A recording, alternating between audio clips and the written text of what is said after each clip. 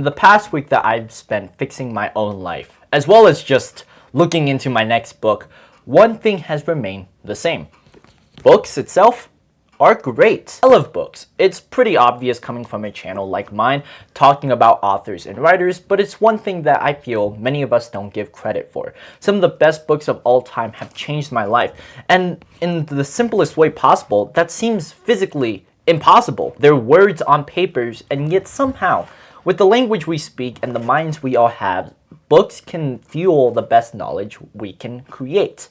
And in the world with AI and social media, many people stray away from books and many don't choose to write. But in this video, I want to document my own findings going back to me, back in freshman year when I wrote my first book, and now that I'm officially cultivating my third project, it's best to understand how far I've come along, going from the amateur writer I once was to someone a lot more diligent and crafty. Don't know me, I'm Arnel Arcega. I'm one of the healthiest writers you could ever meet. As an author, writer, and motivator, I make sure people stay on this path of writing simply because I love it. The past week that I've been gone, I noticed that one of the hardest things I struggled with was sleep. This is simply because I'm not focused on the work I'm trying to create, these YouTube videos, the books I'm writing, and explaining how far I've come since that point helps me understand what I can share out to the world.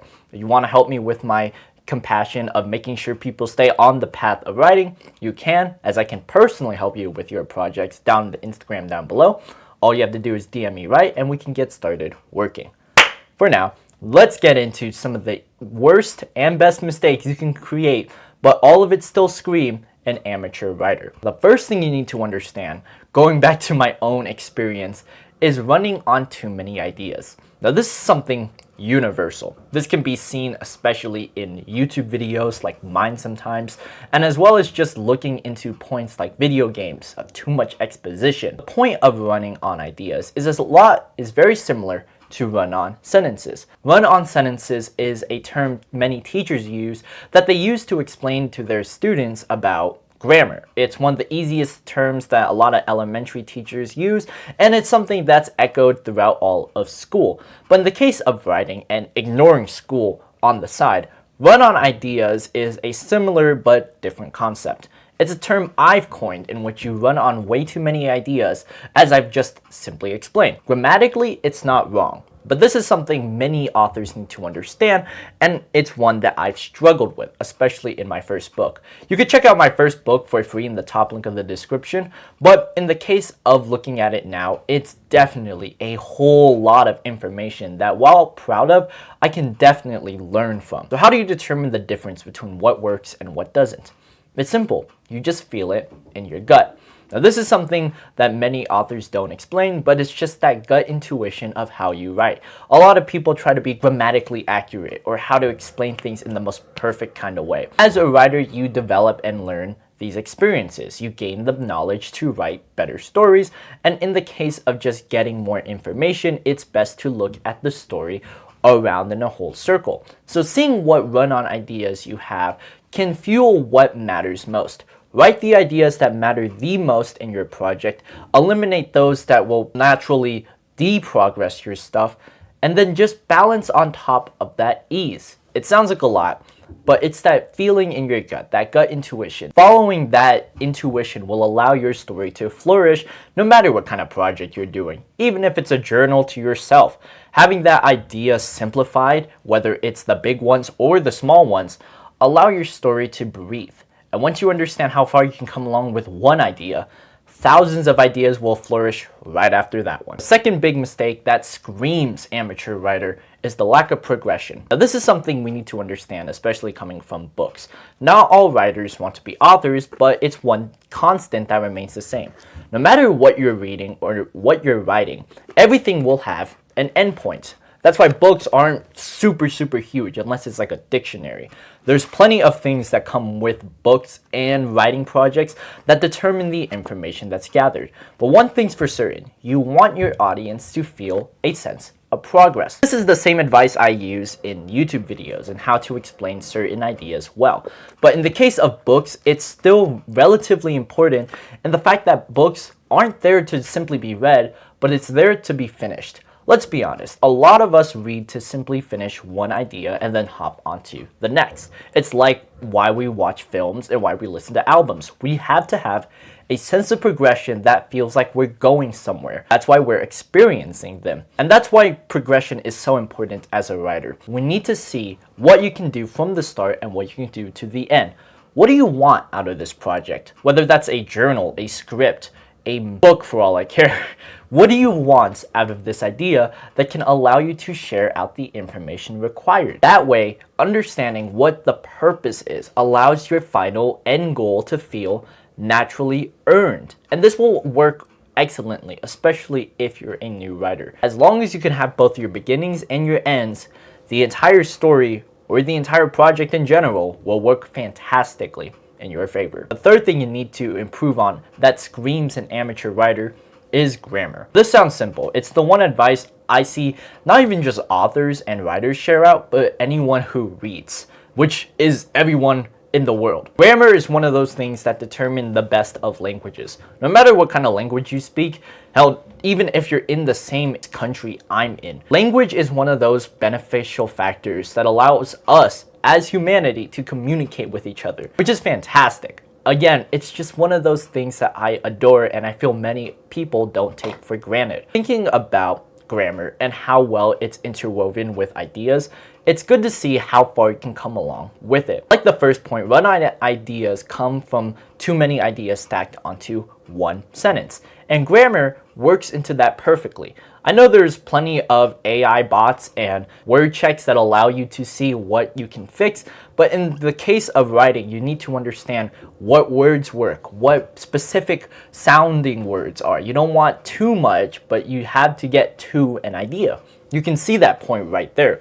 And grammar is phenomenal in just making sure you could stay on track of saying the right thing. To communicate an idea, it needs to come across like water. It needs to be fluid. It needs to move in a simple way that can reach from the top all the way down to the bottom. Your audience is the bottom while you're the one streaming the water at the top.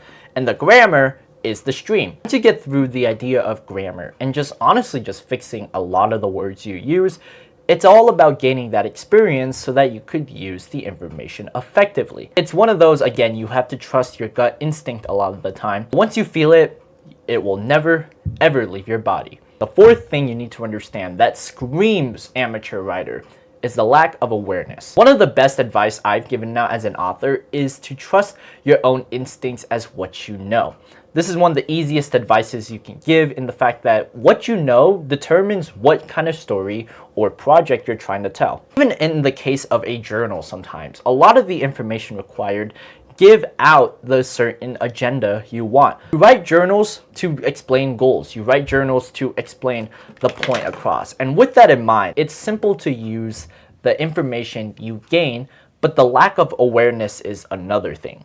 The lack of awareness is one of those in which you just don't understand what you're talking about, making you yourself seem less credible and not seem so fluid in your writing. Again, like this metaphor we talked about earlier, you're at the top of this mountain pouring down the stream of water to your audience. What you need to understand then is to use that awareness. What kind of water does your audience need? What kind of audience do you want to cultivate? That's what you're selling. It's not just water. It's just like the stream that comes with it. It could be lemonade for all I care. But again, using that metaphor, we can use it for books and what kind of project you're trying to write, whether that's for an audience like people outside of where you live or an audience like yourself. You can consider yourself the audience because, like an average audience, you read books. You can take in that information and learn from what you write. Use that awareness, what you can tell, and the experiences you gather, no matter what you do in life. It could be just a bicycle trip for all I care.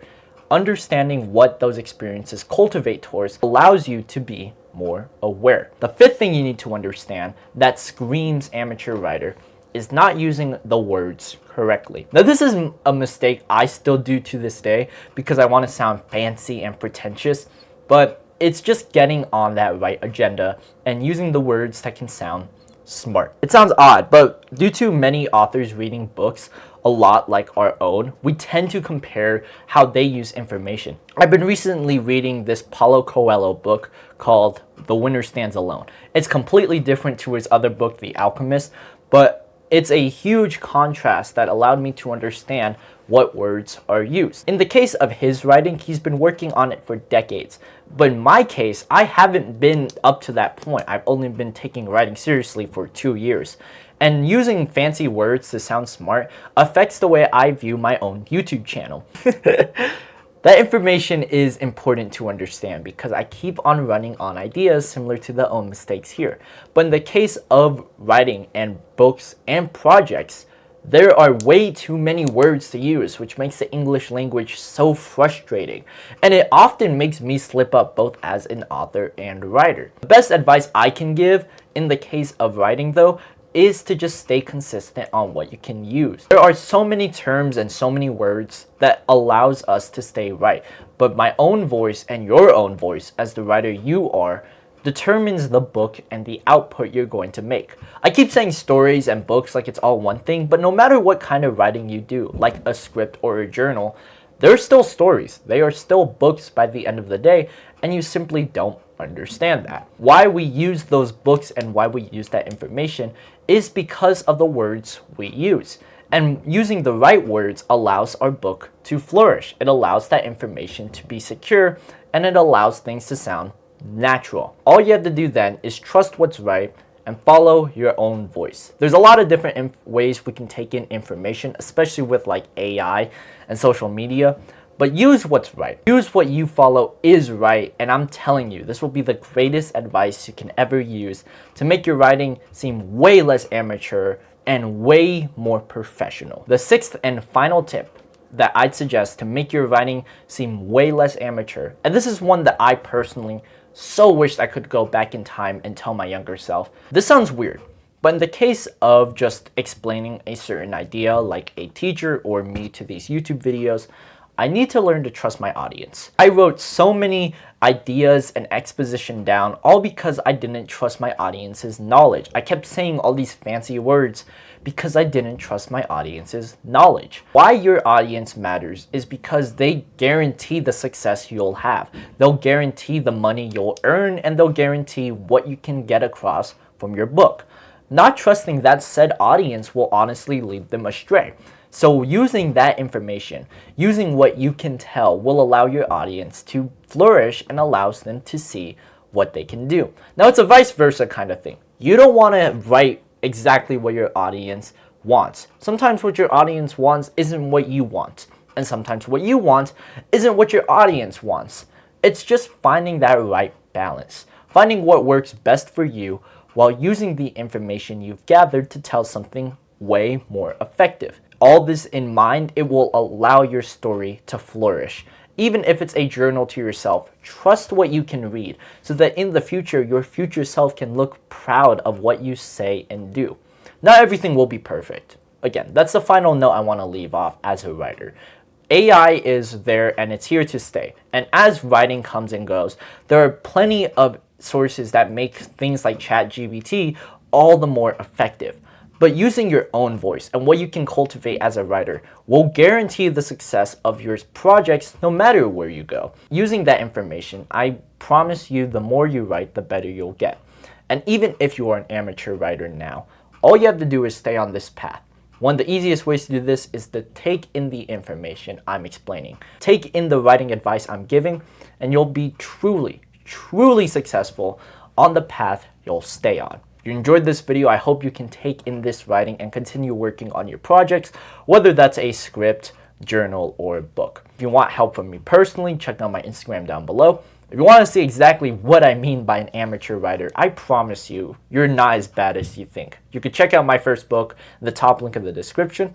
If you want to check out my second book, it's also down there too, along with my other socials. And until next time, keep on reading, keep on writing, and take care.